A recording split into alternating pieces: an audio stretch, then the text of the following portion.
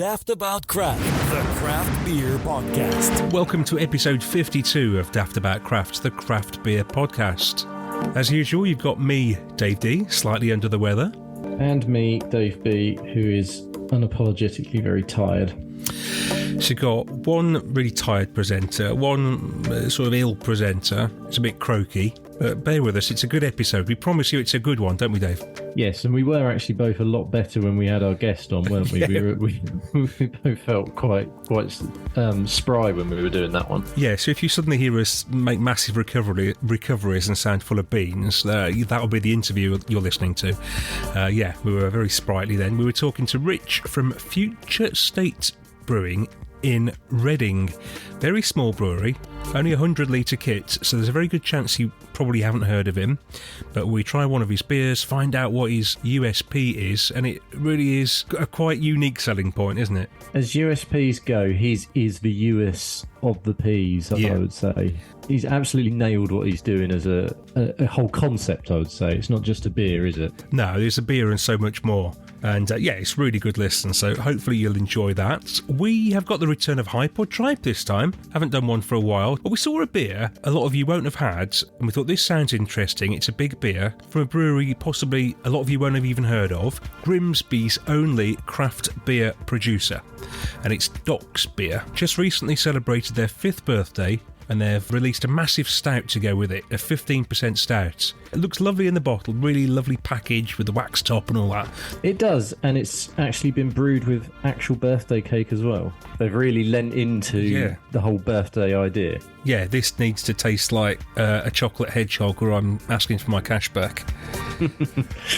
We've also got Tried and Tested, our favourite beer since the last episode. Now, there's no brewer's wife this time because Sam has also succumbed to illness, the dreaded flu.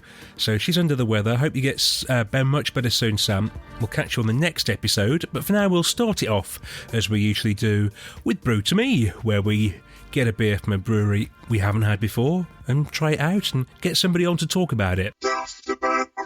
Dave, who is your chosen brewery this time? Well, I'd like to say this has happened on purpose, but it's happy accident because we mentioned their future state based in Reading. Well, my Brew to Me are actually based in Reading as well. They are down in Yattendon in Berkshire, and it is Renegade Brewery. Now, Renegade, from what I can gather, looking at their timeline, if nothing else, have been doing this for quite a while, and are one of those breweries that actually, it does say on their timeline, they were reborn as Renegade last year, but they actually started brewing a 5-barrel kit all the way back in 1995. Oh, wow. So they've definitely been at it a long time, and I think they've sort of got, obviously, traditional roots, and then lent into craft, but they also do gin as well. They have a big range, actually, very big range, and entirely craft or all sorts going on there? No. So, for example, you've got their newest beer out at the moment is a limited edition hazy pale. That's not the beer I'm doing, and they also have done a fest beer. We did a lot of fest beers on our last episode. I tell you what, I love a fest beer now. I've had loads in the last week or so. They're great, aren't they? They are good. They are very good. And it's still very much the time of year to have them. Yeah. So they have things like that, but then their original beers, which it looks like they still do as well. Mag's Mild, Mr. Chubbs, which is a session bitter, Good Old Boy, which is a best bitter, and they are available in bottles, and your fest beers and session lagers and lagers are all in cans. I was sent a lovely selection of cans by Jessica from the brewery, and the beer I've decided to go for, as it was the one that just stood out as being a little bit different, is a beer called Brewski, and Brewski is a peach lager.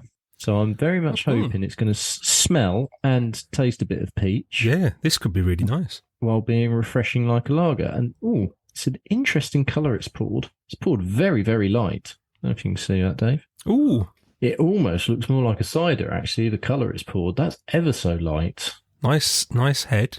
That was a bit of amateur pouring, to be honest, because I'm holding the mic in one hand. I didn't tip it at an angle, so it's got a bit of an ice cream head. I don't necessarily know if I get peach, but I don't get a normal lager smell, if that makes sense. Tastes of peach. Oh, really? Brilliant. Yep. Can't say it doesn't taste of peach. it's not sickeningly sweet taste of peach, but it's peach.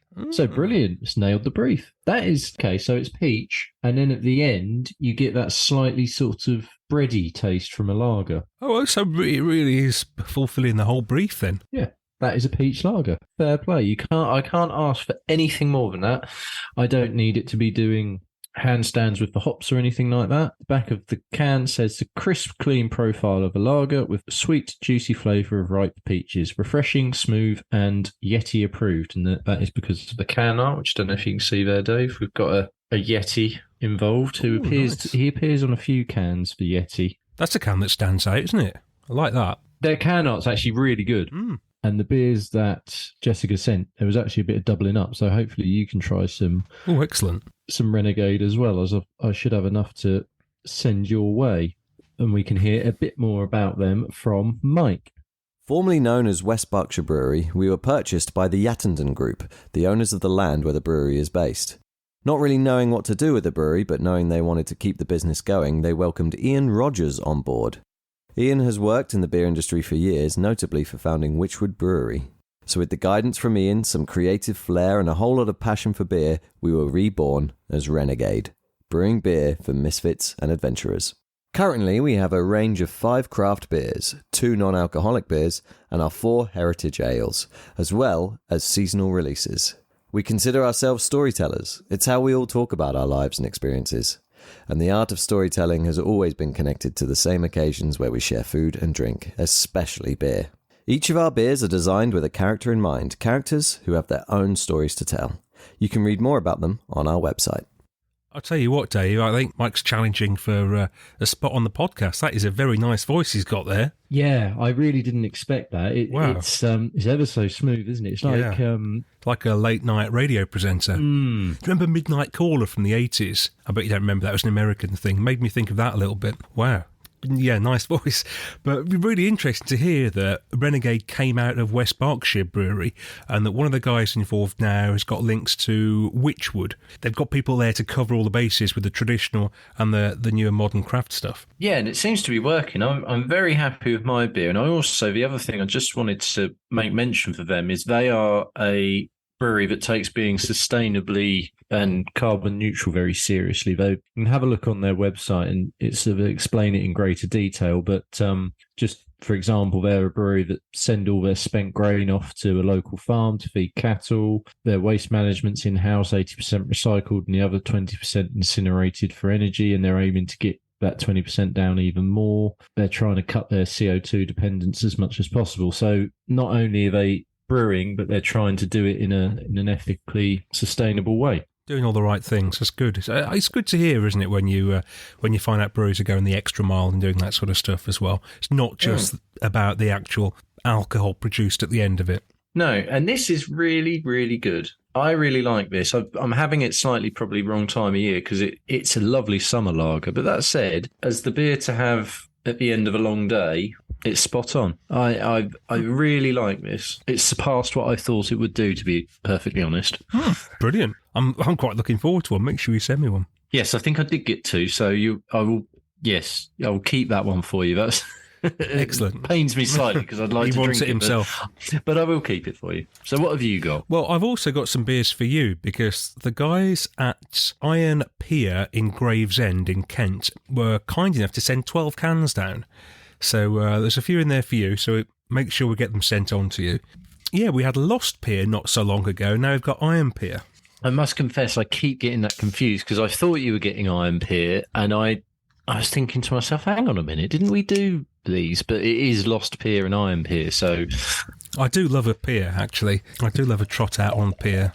Maybe a cup of tea and a piece of cake at the end of said pier. Any brewery with the name Pier in it always stands out to me. Yeah, these guys have been going since 2018. And just quietly going about their business, producing a lot of cask in the local area. They do a bit of keg and a bit of canning as well. Yeah, we've got some of the cans here. And that looks tremendous. This one I've just poured out in the glass there. Real that does. Thick, yellow, vibrant, lovely creamy head. This is called Killick's Mill, version 2. It's a hazy pale, 5.3%. And let's see if we can just see what hops are in here. Idaho 7 and Citra. So we kind of know what we're expecting here, don't we? It's kind of your ideal combo, actually. You do love a bit of Idaho 7. Oh, that's nice. I love it when you get these little breweries and they've done a lot of cask in the local area, and you sort of think, oh, I wonder what more crafty offerings will be like, and what we're getting on can. Would it be what we're used to? But that's really good. Sort of really soft, nice bit of bitterness at the ends. Not really bitter. The really bitter ones, I don't get on with that well, but that's just nice. That's lovely. That's really good. Right, let's listen to James talking about the brewery and this beer, and see what he's got to say.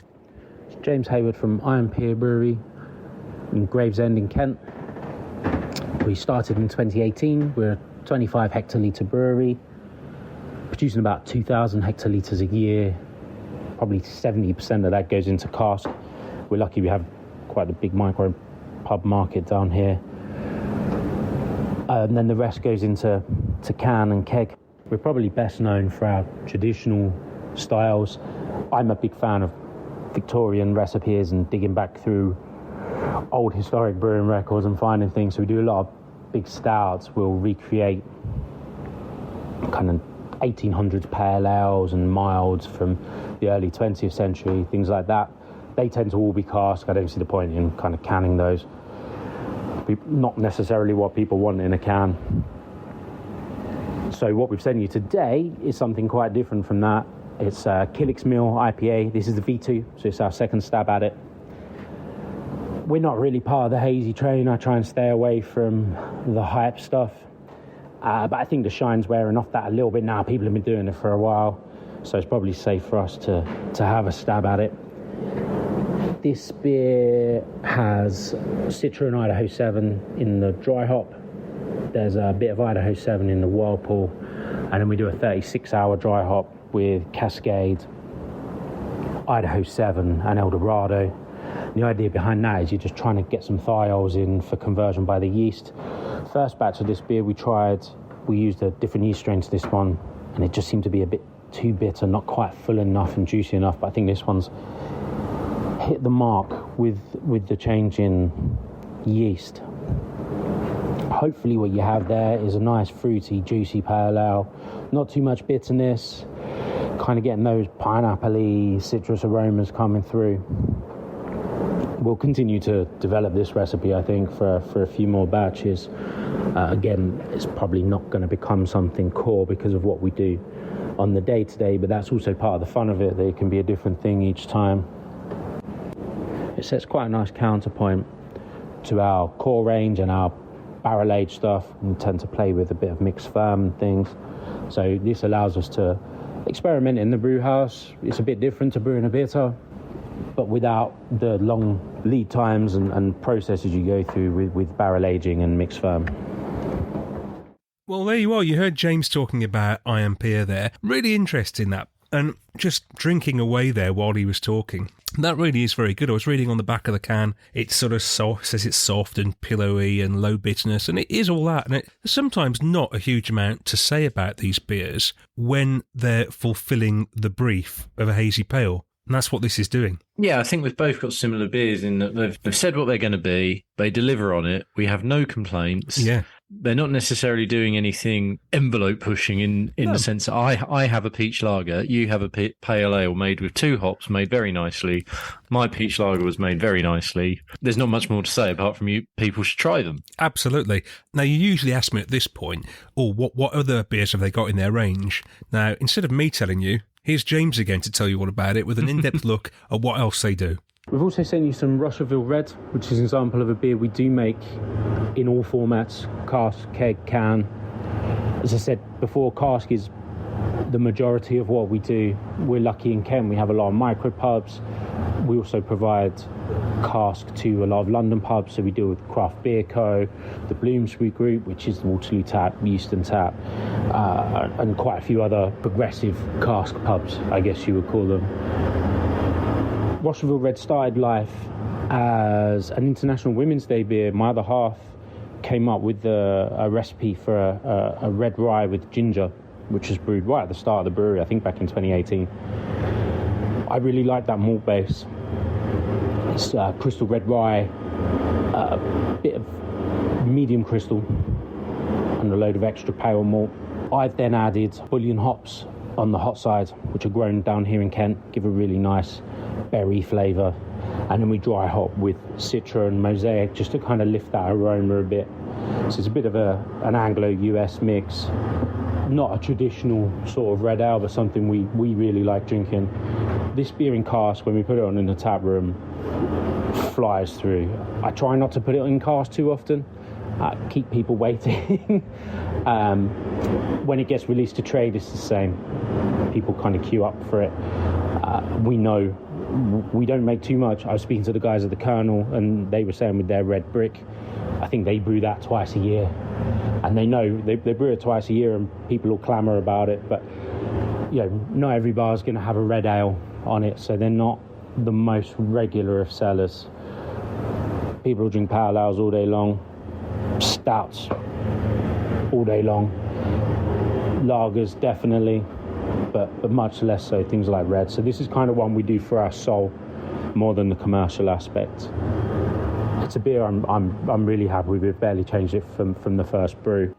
Delfino's a 3.4% pale ale we brewed with Andy, Ruth and the gang round at Elusive. It's our fourth collab with them. We really like working with Elusive. It's great to kind of kick ideas about with friends. This one is a blend of English hops with New Zealand hops layered over the top. I always think New Zealand hops tend to suit a slightly less intrusive malt bill, so this kind of ABV that works quite well. Elusive have been really good to us throughout, really. Andy came here to do a collab. When we first started, we did a collab with 40 Foot Brewery in London, Solvay Society and Elusive. Within our first couple of months, just kind of get your friends round, celebrate being open, and then that's carried on all the way through. Andy put us forwards for Collabageddon a few years ago, set us up to brew with one of my favourite breweries, Marble, which was a real experience. I was a little bit disappointed not to be brewing Pint when we went up there, just because I love that beer. But we did an ESB with them. It was a really good beer, and when we had a great day, it was lovely. So yeah, Andy's been a good friend to us. He's put us into some good places. It's always great to go around there and we brew beer, but at the same time you spend most of your day chatting about running a business, and it's nice to see someone else's perspective on that sometimes. Obviously they've had great success in the last couple of years with Oregon Trail setting the standard, I guess, in the UK for West Coast, which is amazing. It's a style I love, so it's a real joy to go around there, have a chat with Andy, brew some beer, drink some Oregon Trail. So there you go, delving into a red ale, and they've got a collab there with Elusive, and really interesting to hear that Elusive have helped out IMPR quite a lot with various things. I love it when more established breweries who've got that skill and knowledge to pass on will pass it on to the smaller guys. It's really important, I think, in the industry. It is, and also Elusive Brewing, I think they're sort of regarded now as almost the best producers of a West Coast pale in the UK. Yeah, James mentioned it there with their Oregon Trail. You say Oregon and people know whose it is, and it's a sort of benchmark, isn't it, now? And it's interesting, actually, to hear that James mentioned Colonel there as well, and their influence. And we hear it a lot, don't we? You keep coming back to these same names who are instrumental in giving people the inspiration to kick on with their passion. Daftaboutcraft. Right, well, I don't know about you, Dave, but I love the 1980s. Well, I was born in 1980s, so yes, I do. I mean, I was born in the 70s, 77, but I grew up in the 80s. And 80s music, 80s films, they're still what I go to now. Do you find that, or are you more 90s? No, I'm not 90s, actually, in that sense, because I actually identify certainly more with the 80s music. I love a lot of 80s music, and I think our guest does too, or certainly loves the period as a whole, as he'll probably now tell us. Rich from Future State Brewing, it's a pleasure to have you on. Thank you so much. Thank you for the invite. It's nice to meet somebody who loves the 80s as much as we do. Yeah, that's fantastic to be able to share that love. That's part of the reason why I do what I do, to celebrate the 80s and some of the 90s as well. So before we talk beer, 80s is the pervading theme for Future State Brew. Why the 80s, I guess, and what about that decade for you? What spoke to you and made you want to sort of keep it going now? I grew up in the 80s, had my teens in the 80s. So I think for me, it's, there's fond memories and nostalgia. There's also been a sort of resurgence, I would say, as well, or a sort of new celebration of the 80s, as I think there are of all decades as time cycles. And of course, that just feels great to kind of go back now I'm a bit older and sort of reappreciate and revisit a lot of the 80s stuff. So predominantly movies and music.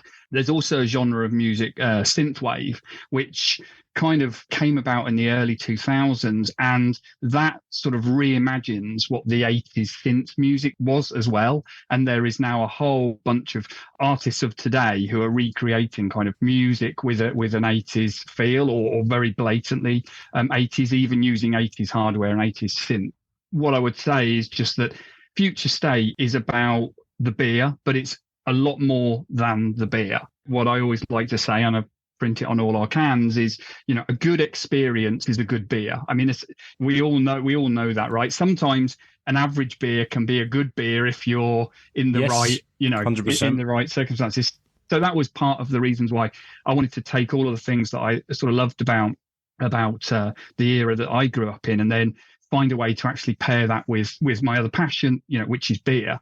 And it just seemed to gel. It just seemed to work. There seemed to be a logic there for me, and other people get it as well. And that's the most rewarding thing. We should tell listeners that what you do with each one of your beers, you recommend a piece of music from the 80s and a film to go with the beer. So it's a beer, a musical, and film three-way collab. Yes, exactly. Pairing. Yeah. That's the phrase. Yeah, three-way collab. That's a good. Yeah, exactly. I mean, we are a subscription brewery. I mean, that's the other thing to point out. It's not that easy to get the beer. Not that I'm brewing on a scale that makes it easy to kind of distribute a lot of beer anyway, but with the volume of beer that I have, that goes to the club subscribers. And then I'm delivering a couple of beers every month to the club subscribers.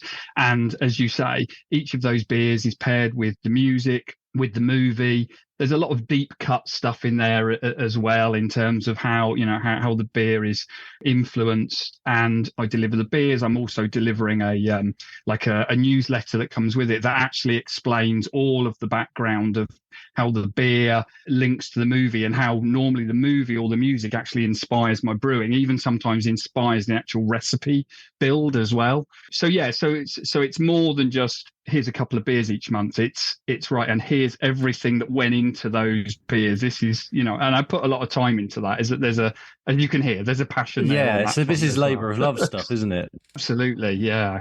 Usually when we speak to brewers, it's hard enough trying to make the beer and get the beer out each month, but you're taking it a level beyond that.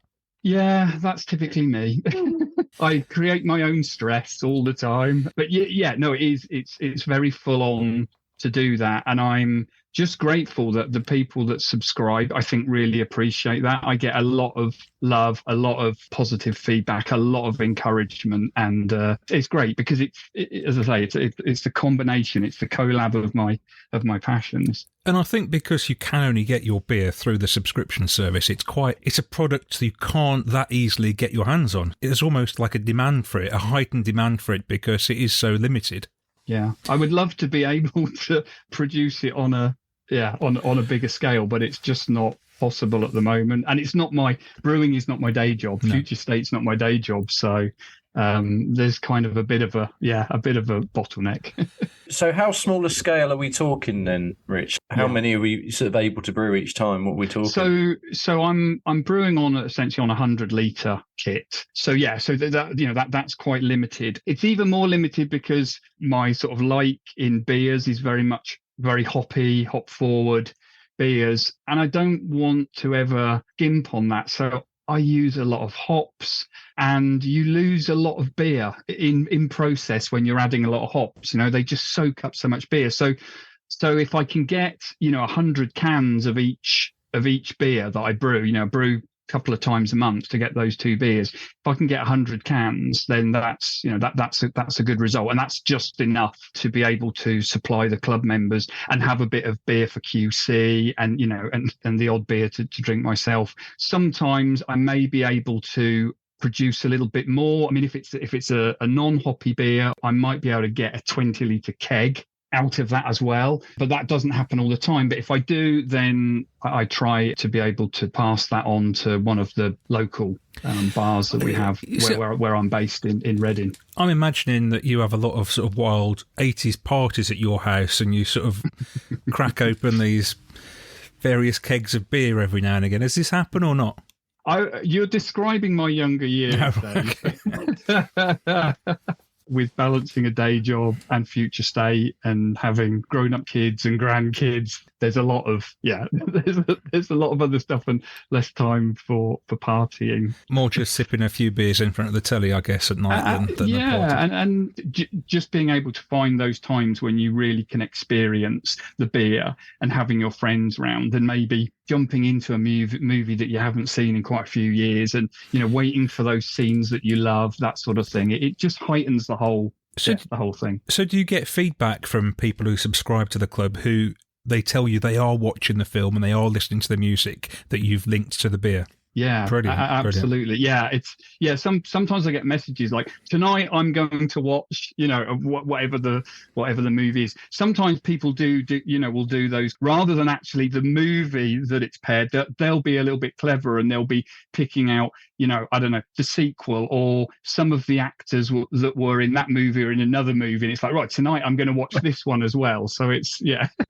If I had the time, what I would love to do is, some kind of like watch alongs. I mean, not exactly a watch along because there's, copyright and all of that, but actually to have a bunch of people together at the same time where we could have, the movie could be on and we could be discussing it while, drinking the beer and discussing the beer and stuff like that. I just need to find the time to do that, but it would be great.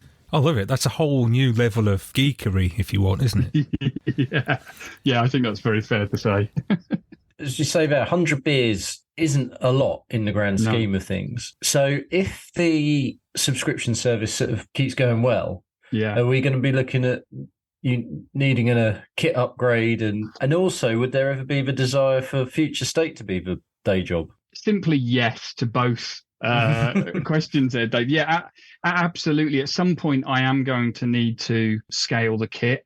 At the moment, I think what I can see is that I would need some more fermenters. I think that would be the first thing, because that would at least give me some more options.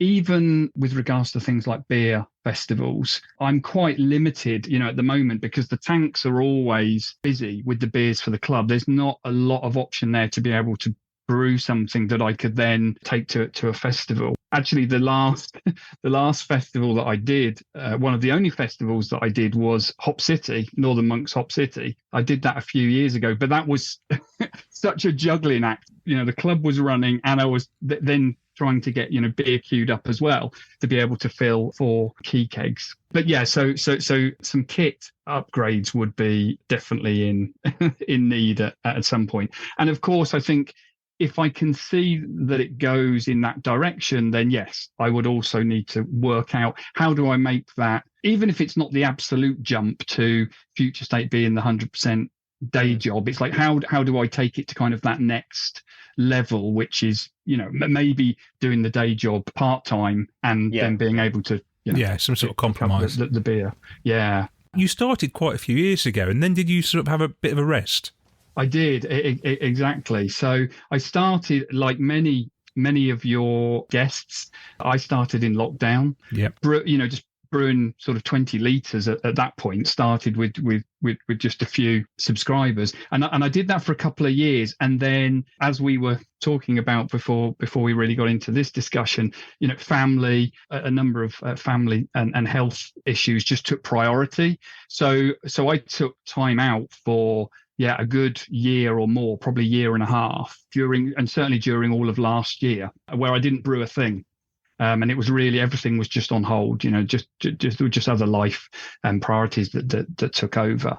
So, and before that, I was doing a lot of it with my wife, Alison, as well. She was helping a lot, but she's also had sort of focus on it, on her health. And we sort of, kind of worked out what the priorities were. So I'm doing future state a lot more now, either on my own, or I've got some couple of fantastic friends that come in to help on the brews as well. And also my son He also steps in a lot and helps out. So, but yeah, always been in Reading, but sort of started on a much smaller scale, and then took a break for a year or so. It's a good area to be in, though, Reading. I mean, there's no shortage of really good craft breweries down there. Oh yeah. So, have you had help from other breweries along your journey? Yeah, I have. So I started putting my beer into cans quite early on. I mean, at least by sort of homebrew standards. Literally, as soon as I started to brew and realised I could actually make beer that was drinkable, I wanted to get it into cans. And then when I started the club in lockdown, that was a really difficult time to get cans. All the breweries were struggling. So for home brewers, it was nigh on impossible. So I had help from Double Barreled and from Siren, who helped. I just said, would you possibly sell me a few empty cans? And they were like, yeah, okay. That's what you expect in this industry, almost. Yeah, it's absolutely really supportive. And Mike at Double Barreled, I mean, he helped me out loads. Really, really nice guy. Really supportive. When I first attempted or knew I was going to put some beer into a key keg, again, I spoke to him. It seemed like really a real daunting thing to do, because it's also like it's 20 litres of your precious beer, and there's really high potential to kind of mess that up. He was great. And actually, I went down there one day when they were doing a big keg fill run, and they kind of showed me how they were doing it. And I came away from that thinking, okay, yeah, that's really straightforward. I know how I'm going to do it. So yeah, absolutely, really supportive. There's a great scene in Reading. So your background when it comes to actually making the beer, are you self-taught? Yeah, absolutely. I've got a science background. Right. So that helps a lot. I think even with process, and I work in the sort of biotechnology field, and there's a lot of process involved there as well. There's a lot of similarities, I would say. I think there's a lot of ways you can brew good beer. There's a lot of ways you could be a good brewer, but I think process is definitely one of those key attributes. I think if you've got attention to process, I think that can really go along, a really long way. So no, I haven't got any formal brewing training, and I have, probably a similar path as many people. Really got into exploring beer as craft beer became a thing, and then at some point you think, oh, okay, actually, I would like to try. And I tell you what, the beer we've got here, you have absolutely nailed the colour on that. The colour is colossal, don't you think, Dave? Yeah, I was just going to say we should start talking about the beer itself. So we're all having the same one tonight, which is Possible Lunch Trade, an 80s double dry hopped IPA. Now, you say it's an IPA. We're dangerously close to double IPA territory here at 7.6%, which is a very unusual strength to actually see. You don't see many 7-point-something beers. I'm just really strict. If it's not 8%, for me, it's not a double IPA. Fine. Yeah, no, I quite agree. But I know some people will take, upper sevens as a double. Yeah. That said, I wouldn't think this was a 7.6% beer. It doesn't taste like it. It tastes... You can taste the alcohol, but not super... I hadn't realised till you said it then, to be honest. I try and get my beers to finish quite high. So there's quite a lot of residual sugar. Right. And so you lose a bit of that booziness. There's a place for everything, but I didn't want to get into what I consider double IPA territory. So it's quite difficult with the amount of hop additions to completely avoid hop creep. That there's normally a little bit of further fermentation, which is a real pain. You've got to be really mindful of that and give the beer further time to clean up if that happens. Otherwise, you end up with a lot of diacetyl. So the 7% mark is a great. I really like that kind of a ABV. I still consider it, quite drinkable, but it's not. It's not 8%. What is good for you is because you're on such a small scale. The tax changes that came in August. This doesn't affect you, so you can still brew your 7-8% beers without any negative effect on your bank balance. Yeah, I mean, it's good to have that, I suppose, freedom at the small scale I'm at, that I can still, brew those beers as much as people want the smaller beers, and that is, that's one of the trends I think in our, in our scene. People still like good mouthfeel, getting north of 6%, that's you can get that. So yeah, to have the freedom to create the bigger beers is nice, and especially on the dark beers side of things as well. If you do something super hoppy, or you do something super sort of dessert stoutish, if there's adjuncts involved or a lot of hops involved, it gets quite costly. You don't have any economies of scale brewing in the garage. So it's actually, I'm glad that the tax doesn't actually impact me negatively, because it would just wipe me out in terms of being able to afford to even produce these kind of beers at this scale. So talk us through possible lunch trade then, Rich. Yeah. What should we be doing with this beer? There's probably you can tell me when to shut up, because there's probably quite a lot I can rattle on about on any of these beers. But possible lunch trade, first of all, that is a line out of Uncle Buck, which is the movie that this beer should be paired with. So that's quite a funny scene where Uncle Buck has loaded up Macaulay Culkin's character loaded up his lunchbox with all this weird stuff for lunch, and he's sitting in the, and I don't know if you guys remember the movie, if you've seen the movie, but he's sitting there on the table at school, opens up his lunchbox, and all his friends are around. He opens it up and they take a look, and he's saying like, "Oh, anyone interested in a possible lunch trade?" And they all like, leg it, run off. So I thought it was a nice name, and put that on there. Actually, the inspiration pairing to the Uncle Buck movie was that I wanted to use, in the grain bill, I wanted to use some Cara Gold. Because Dave, you already talked about the colour, so that's one of the ways I think the colour is so vibrant here. It's the Cara Gold grain in the grain bill. And the gold thing, I was thinking about in the movies, and I remember that Buck Russell has this glittery gold bowling ball, and I was thinking, okay, yeah, I'm definitely going to do Cara Gold on this one. And I was like, right, there's the link.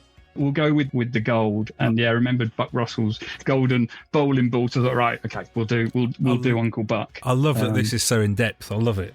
This is niche upon niche. It's brilliant. There was a couple of other things as well. So in the movie, you've got Buck, who's very lovable, kind of really soft kind of character. Well, to a degree, right? And the actor's name is John Candy. So I wanted to use El Dorado, because for me, a lot of time, I know you get a lot of the stone fruits, but I think you also get a lot of those candied fruity sweets. I remember my granddad always used to have in his car in the 80s. So I was thinking, okay, John Candy, yeah. So El Dorado can be the John Candy, and then here his really spiky neath. I was thinking, right, okay, what we need to also do is have quite a punchy sort of citrusy bitterness in this beer, and how we're going to do that. So I didn't use any Citra T90. It's all pure pellet. And then I also had some Enigma. And when I've used Enigma before, it sometimes comes through with a bit of a sort of spiciness or a bit of a bitterness. And I thought, great, okay, that's Tia Russell. So we've got Buck and we've got Tia in the hops as characters there. So yeah, that's where we are on the hops. And I always I always call them synth hops as well. So synth hops is the future state process of adding hops into the beer.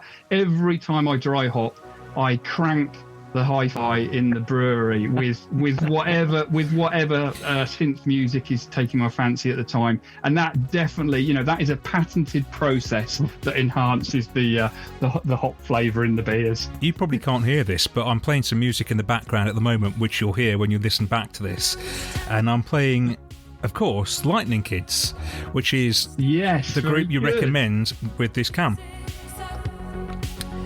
And it is like a synth tribute to the 80s, isn't it? It's awesome. Absolutely, yeah. I think if you saw a montage of Uncle Buck and you have the Lightning Kids playing across the top, it gels perfectly. Yeah. So Lightning Kids was an obvious choice for this beer. Yeah. And on the back of the can, you've got a couple of images there. One of them is a plunger. And that is from the movie when Buck is on the phone to his sister-in-law asking about, how to unblock the toilet, because he's just concerned about his habits in the morning. And there's a absolutely slapstick but just cracks me up every time scene where he's just in the in his brother's living room and picks up a expensive vintage plate and just decides to, how fragile is it? Just tries to tap it a little bit. Oh, it seems quite solid for a vintage plate. Gives it a harder slap, and of course it just breaks into pieces. And I know that's going to happen every time I watch that scene. But some of those 80s films, you can just watch them again and again and again, and it doesn't matter how many times you've seen them. They never get old, do they? I'm like that with Back to the Future films. National Lampoon's Christmas Vacation is a must every Christmas. That's my favourite Christmas film. It's brilliant, absolutely brilliant. I love it, and that's definitely on the cards. That will be what I call one of my super deluxe stouts. I don't know if I will get it done in time for this Christmas, because I always like to do a big stout for the Christmas release, December release. I don't know if I'll get it done. Maybe I will, but yeah, Christmas Vacations, great film, fantastic. But as you say though, the way you've talked about Uncle Buck, which is a film I've seen, I haven't seen for a long time, but now I kind of want to see it again. So it all does make sense. You're kind enough to send one of your stouts down, so you have to keep that one, Dave, and yes, keep it for Christmas. Is that something out there? Is that the one? I think that's the one. That's the one. Yeah. Yeah. You need to pair that with Predator, though. Okay. Yeah. so that's the Predator beer. Yeah. So if we were to watch the wrong film with the beer, is that like a definite no-no in your book? Is that that's not a definite no-no? But just don't tell me you did it. Yeah. You wouldn't want to hear that we were, cracking it open in front of Coronation Street one night, would you? Oh yeah, that would really hurt, Dave. Right, so you told us about the beers, about the club, about the music, about the film. You sort of touched on you'd like to maybe go part-time with your main job, and sort of next year, are you just going to carry on as you are, do you think, or are you going to grow a little bit? What's the idea? So yeah, I would like to grow it. I think my vision at the moment is I definitely need to keep the club going. So even if I can make some more beer available, be able to put a bit more beer into large package and into kegs and so forth. The club is super important, so I'd always want to sort of keep that going. But what I would like to do is be able to produce a bit more beer and sort of get the Future State name out there a bit more. Do some beer festivals. If I could get to some beer festivals, get some invites to some beer festivals, that would be a nice thing. So definitely sort of look to scale up. That would be the next step, and I think ultimately where I would like to go with it is I would like to make it a part-time job, or even my full-time job. Every day I could be immersing myself in these passions, in these things that I really love. I mean, to be able to get to the point where I could be have a small premises where I'm brewing on site and have a small tap room. That would be the ultimate Future State experience. Future State Film Club. We would be. Say again, sorry. Future State Film Club. Absolutely, yeah. And I kind of envisage the tap room having two sides. One would be a very bright, sunny side, where we can consume all the pale beers, and the other side would be like the Tech Noir Club from Terminator, and there we'd be showing all of the Arnie and the darker and the action movies, and that would be predominantly your darker beer side. It would be awesome, just to kind of amp up that whole beer experience every time. You've sold it to us. It sounds great, doesn't it? Sounds awesome. I'd love to be there. Yeah, I like the USP of you're just making it, as you say. It's all about experience, and I think that's kind of got a little bit lost now with craft beer, because at first it was an experience, wasn't it? Because it tasted so different to everything else. Yeah. But now now you can go and find something that is fruity and hoppy and 5%, and easy. Like you trip over one in the street now, but to actually have the experience and to have it all put together as a whole package is different. I really like and respect that. It's a great USP. Yeah, no, I think there's when you go to a bar, you go to a brewery, a tap room where there's something, it has a certain vibe or something really memorable. It just heightens that whole experience. I was actually lucky couple of weeks ago, I was in Sweden, in Stockholm, with my family, and I got time to visit the Omnipollo Kyrka. The Yeah, church. this is I've not been, but it's supposed to be otherworldly, isn't it? Yeah, I mean, it's just, yeah, it's so as a destination, as a place, it's just fantastic. The bar's upstairs, so you look down onto the lower floor of the church, where all of the brew kit is just like literally crammed in there. And then, of course, every beer is just fantastic. So that, you come away and it's such a memorable experience, and it's more than the beer. I mean, the beer's got to be good, but there's so much more you can. I think, as you said, Dave, it's there's a lot of good beer everywhere. How do you make that something that's a real sort of memorable experience? And that's what I'm trying to do. Well, look, I think you're doing a great job on the beer. We should just touch on this. Is really good, actually. What do you think, Dave? Yeah. No, it is really good. I mean, I love a double dry hop beer. I actually had some DDH stuff recently, which said it was, but for me didn't purport to have enough of a dry hop. That 100% does. So I'm very happy. If you say you're going to dry hop your beer, dry hop it. I don't need it to be sweet all the way through. I want it to start sweet and then to have that bitter end, and that does that. I thought the El Dorado is really prevalent for the first half of the beer, and then the Enigma came in for me in the second half of the beer, and I really enjoyed that.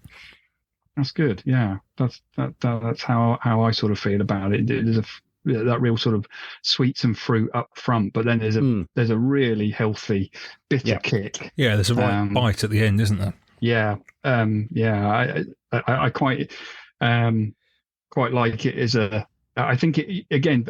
Not that I really pair with food, but I think it could be quite a good sort of palate cleanser as well, because you've got that real bitter punch at the end. But that's definitely the loading up the Citra Pure pellet that was without the T90 stuff. It's you get a lot more bitterness. Right, and if people wanted to join the club, how do they join? Well, providing there are slots available, and I try and most of the stuff I do is predominantly on Instagram. I mean, it is a visual media Instagram as well, and of course that's super important for Future State. I try and make as much of my stuff as well have an 80s tinge. I've normally got VHS glitches over every video that I'm doing to keep it in the 80s or early 90s. But yeah, if whenever I have slots available, you can go to futurestatebrew.com and you can join straight away from the website, or anyone can direct message me on Instagram at any point, and if there's a slot available, I can send them a link, and they can join up, and it's quite dynamic. Some people join and they they're with us for months and months and months, and some people come in, have 3 months, and then leave again. So it's dynamic, and therefore it's fluid, and therefore even though I am limited on volume, I'm normally able to be able to always bring in. Well, I mean, there is every month I get new members, and it's growing and growing. But there are a few times when I have to say, okay, I can't actually offer any memberships at the moment, but I know next month I will be able to. It's like you've got this 80s club, and like people are turning up, and like you sort of sometimes you can open the door and you can hear the music come out and they get to slide in, and other times they got away. So absolutely. I mean, that's normally when I send out all the newsletter with the beers every month. That's normally how I sort of open up the newsletter, sort of saying, okay, doors are open, everyone, come in, music's pumping. It kind of exactly that, Dave. It conjures that image in my head as well. You're making me want to go and pop on an electro 80s compilation album when we finish this. Oh, you should do, yeah. Before we wrap this up, just tell people where they can find you on Instagram, because I follow your Instagram quite closely, and I every day I see something from you on Instagram, and I know it's you. I don't have to see who did the post, because I can tell it's yours. They just have that look about them, your post. So where have people got to go to? That's fantastic. Yeah. So the best place probably to connect with Future State is Instagram. So that's Future State Brew. The website as well, futurestatebrew.com. We're pretty easy to find if you look for Future State Brew. Look, thanks so much for joining us. That was a really unique insight. We've never come across anything like this before, have we? No, and I think nor do I want to again. Not in the nicest possible way. I think this is brilliant. Yeah, this is your thing. Need to be anyone else. Yeah, because anything else will be an imitation. Thank you, and I really appreciate you asking those questions and allowing me to put my passions out in words. It's really nice to be able to do that. So thank you both. Get in touch with us on Twitter and Instagram at Daftaboutcraft1. Right, it's time of the podcast where we have a little look at what we've been drinking in the last few weeks and decide what we enjoyed the most. What you've been drinking, Dave? Mine was actually quite easy, and it was a beer that I wouldn't have had the first time round when it was done, because I wasn't even aware of it. I thought it was a new one, and then I actually, when I read about it a bit more, found out it was a rebrew, and that was Revenge of the Green Butt Skunk by Wylam. And this is a beer actually I pitched to you as a Highball Tripe beer. Yeah. But I think it didn't quite fall in that we could do it around when it came out, sort of, and it for to be snappy with an episode. So worth mentioning to people, when we look at what we're doing for Highball Tripe, it's difficult because often they've just come out and we want to get something that's fresh and new when we release our episode, so it's not always straightforward. Hence why we didn't do this one. Exactly. But I did make sure to get a can of it because I was suitably intrigued, and it also had Pepe Le Pew on as the artwork, which I enjoyed. Revenge of the Green Butt Skunk is an 8.4% dipper, and as you might guess from the title, it is very dank, for want of a better word, on the nose. It's a very weedy type beer. Very dank, very earthy, very smelly, in a good way. But at the same time, for all the dankness, it is actually quite tropical and full. So it was actually a really decent dipper. It did both things very, very well. Tasted of its ABV, so I knew I was having it. Yeah, just a really enjoyable beer, and I haven't had much Wylam for a long time now. There was a period where their dippers were sort of the beer to have, and it shows they're still putting out cracking beers even on rebrews. And if you do see it anywhere, I think it's still available. It's not sort of sold out. Try it. Yeah, you don't see a lot of Wylam around so much. They were prolific, weren't they, at one time? There'd be a lot of hype around Wylam, especially their bigger beers. I think they're still really big in Newcastle, but it's sort of what we've found, isn't it? That breweries are very happy being local, and obviously they're in a city and being big in a city. But if that's going well, they might not necessarily need to be coming all the way down south, whereas I think they did for a while, and they did try to expand, and you could get your Wylam beers everywhere. I remember getting them in Ipswich quite easily from hopsters, but now wouldn't necessarily know if they'd have any in at the moment. Yeah, same with me. Well, good to know they're still making really good beers, though. That's excellent. Right, well, I'm going to Northern Ireland for a brewery who actually featured on our Northern Ireland Brew to Me special, Ormo. I think it was you who had Ormo, wasn't it? Or was it me?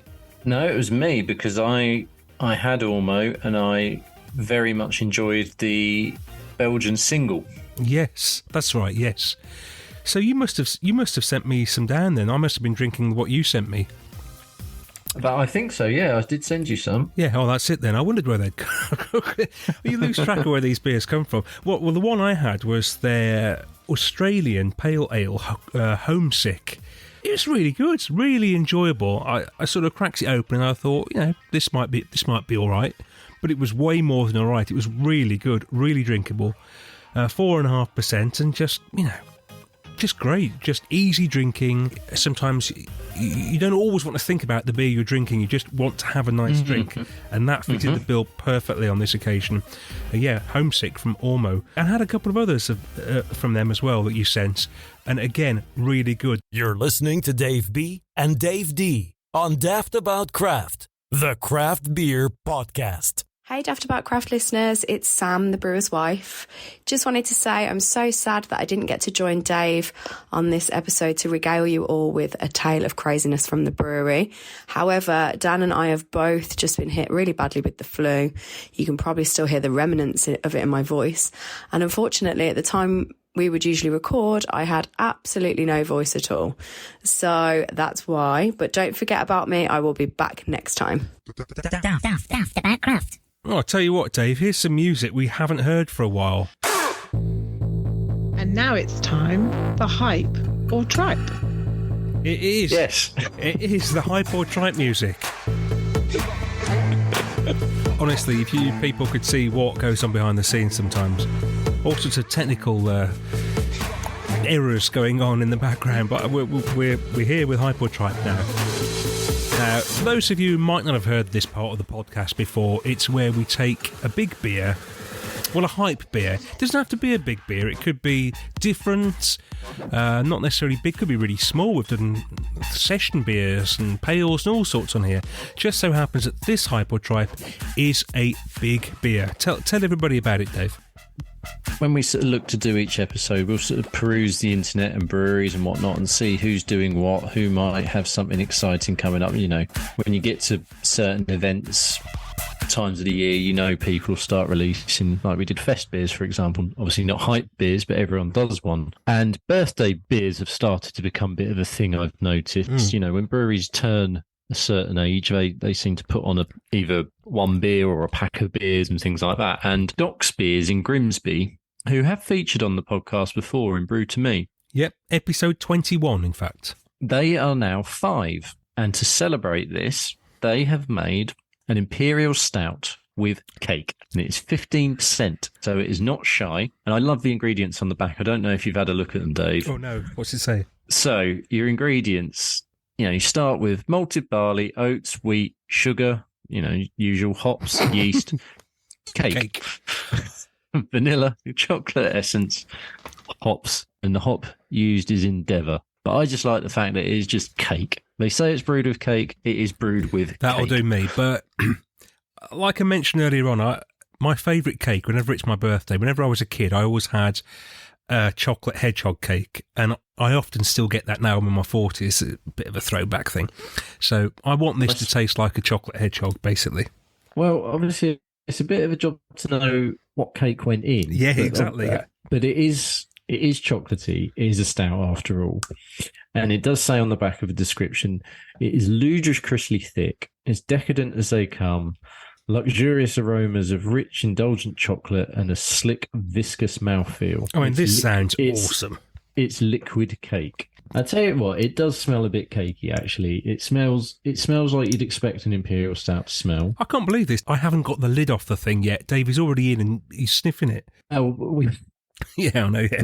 You did touch upon it earlier. We've had some technical issues, and that has afforded me time to peel off the wax cover. But I know wax lids are very divisive and all, and they're a nightmare to get off, but I do like them. Visually, very, very appealing. Practically, a bit annoying, yeah. But they do look the part. Right, let's pour this bad boy out. 15% worth of cake. Bit like an oil slick in the glass there. It's done that thing that I love when it gives you like a really coffee-coloured brown head on it with lots and lots of little bubbles. Now, does it smell like cake or does it smell like a massive 15% stout? I think it's more stout than it is cake, which is what it should be. But there is a sort of an essence of cake, I think, in the nose. And there is definitely a taste of cake. Right, okay. While we think about it, let's hand over to Will Douglas, who's one of the directors of Doc's, who'll tell you all about the brewery and what they do up there in Grimsby. Hi, my name is Will Douglas. I'm a director of Doc's Beers, which is the only craft brewery in Grimsby in northeast Lincolnshire. And we're based in a converted old church near the docks in Grimsby.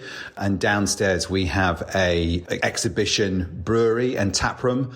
And upstairs we have a arts and culture venue which plays host to live comedy and music with artists like Wheatus and The View and Gary Delaney me and Lloyd Griffith.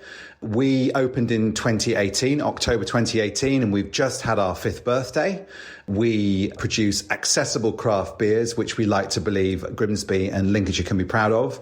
And our sort of ethos is to provide a really welcoming, inclusive tap room and also the best and highest quality events that Grimsby can offer. Grimsby is a town which has been on its uppers for a while, but I'm really pleased to say it's making a resurgent comeback with the arrival of the offshore renewables sector and green energy companies such as My Energy. Docks Beers has been hailed as the poster boys and girls of what is possible and regeneration in Grimsby as we opened our church on a forgotten industrial street in the outskirts of the town near the docks. Shaz and Mike and I wanted to build a brewery and venue that the town could be proud of, a place that we ourselves would want to go.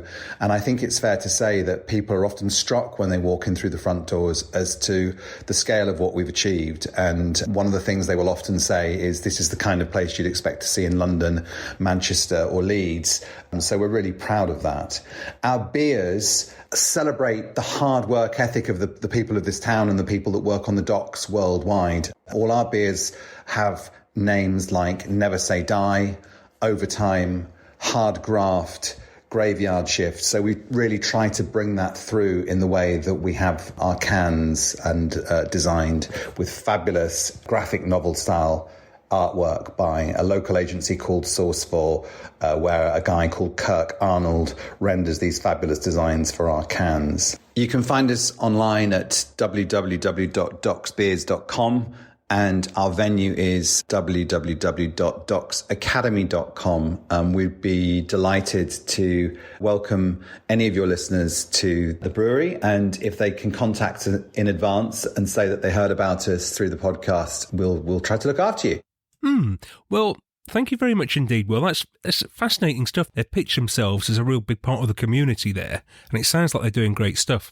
The brewery tap from not only Will's sort of talking about it a little bit there, but also seeing pictures of it and what they do there looks amazing. It looks like it's an amazing building, and it seems to be quite a focal point now as well for people to go and obviously enjoy a good beer and more. That was fascinating when he was talking about some of the acts they've had on there in the entertainment space downstairs. Wheatus was one of them. Awesome. Right, let's get back to this beer. What are we thinking then? It is quite sweet, isn't it? It's quite sweet, but it's not sort of sickly OTT sweet, like loads of, No, it's not actually. It's not, the naming and shaming. It's not a Vocation or a Tiny Rebel where it's sickly too much. And it's also even not perhaps quite as sweet as an Omnipollo would be or an Amundsen. Yeah, I don't think it is actually. But that said, it is sweet enough. I tell you what, it really lingers. It does, yeah. I haven't had a bit of it for 90 seconds or so. I still taste it. It's very coating, I think would be a fair way of describing it. It does kind of coat your mouth, doesn't it? With a, I do like that though. I'm trying to think if there is cake in there. I'd like to know. Will unfortunately didn't tell us, but I'd love to know what cake it is that's in there. What do you think? I mean, I'm guessing it's something like a chocolate sponge or something. I guess so, but I don't actually get that much chocolate from it. It's sort of in between. It's not as bitter as plain, but it's not as milky sweet as milk, is it? It's somewhere in between because there is that chocolate taste, and perhaps it's its chocolate essence which is used as one of the ingredients.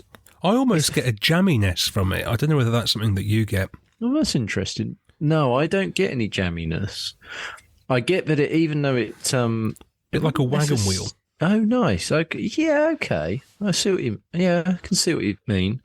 Like, it pours jet black in the glass. When you actually get it in the light, you can see as it and to tip it, you can see it's actually more brown than it is black, but it pours very dark.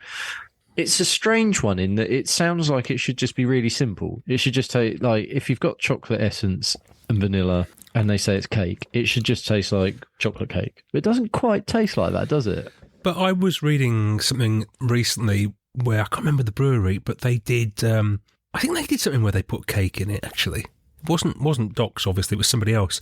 And then they were reporting back after they'd made the beer, and they couldn't taste any of what they put in it. And it's one of those things, isn't it? Can you really taste the cake that's in there? No, Probably not, but I don't know that that detracts from it being a very good beer. Oh, no, not at all. I don't think so.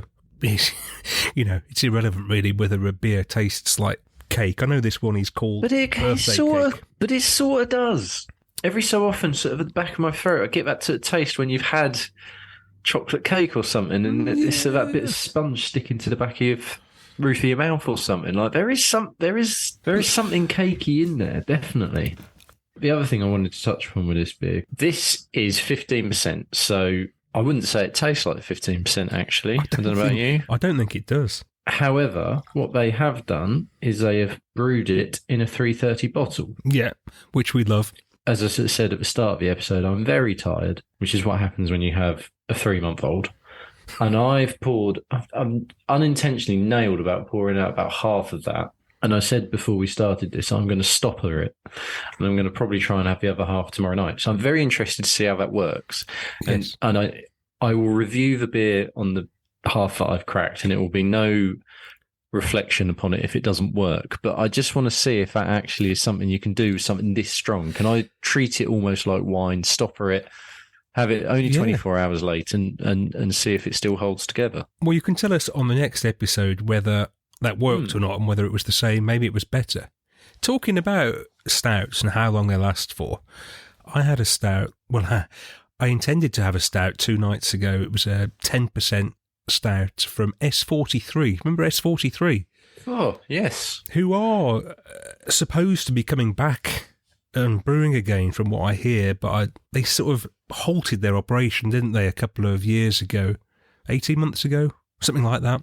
It's probably, might have been more like 2 years, actually. But I wish they would come back, because Durst Crusher is the best non-German wheat beer I've had from a UK craft brewery. Well, that was a phenomenal beer. Well, if you do happen to get hold of one of their stouts, don't let it go 2 years out of date, because that's what I did, thinking it would probably be okay, but it wasn't. So my point being is that we kind of think that you can just leave stouts forever and they'll be okay. But this just turned into a sticky, sweet mess. The smell of it was enough for me to get rid of it. There is a shelf in one of my fridges which is now sort of taken up by big, strong beers, which I don't necessarily... I mean, if this works, great, but unfortunately a lot of them are canned. So I don't think I can stopper a can very well. I might have to start decanting or something, but I do have quite a few big, strong beers that I can't bring myself to sort of try in one sitting. So yeah, I think I am going to get through this in one sitting. Anyway, look, is this hype or is it tripe? For me, it's really enjoyable, actually. I can't identify what cake it tastes like, but it's nice, it's novel, it's a beer that Docs wouldn't usually do, and I think they've acquitted themselves really well with it, to be honest. I think that is an excellent way to put it. If you're someone who's sort of all over Emperors, for example, people like that who their thing is doing these big stouts, is it going to compare favourably to those? I think it'd hold its own. Probably doesn't quite have the depth of flavour in terms of picking out different bits and bobs. But as a beer, as you say, it's very enjoyable. What would be quite a nice idea on a different episode is to get, a couple of stouts from really big players like Bang the Elephant and Emperors, and then pitch them against some other imperial stouts from smaller breweries and see how they match up. That might be an interesting one for maybe a Christmas episode or something. Yeah, 100%. I'd be up for that. I like this. I think this is good. I do struggle to pick one flavour out. It is kind of just boozy chocolate stout, I think. If somebody said to you, this is a big imperial chocolate stout, you'd say, oh yeah, it is. This is nice. Yeah. It's not steeped in chocolate or anything, but it's a sort of go-to, isn't it? When you've got a stout, it must be chocolatey and a bit although this has got I don't get any coffee at all, we should say that, which you often do. And I like it for that. Yeah. It is sweet without being sickly sweet, but it's not gone for the sort of get out almost of, if we were going to make it big, we'll just stick it with coffee and then that's easy. It's the first big imperial stout I've had in a long time. I'm not disappointed in it whatsoever.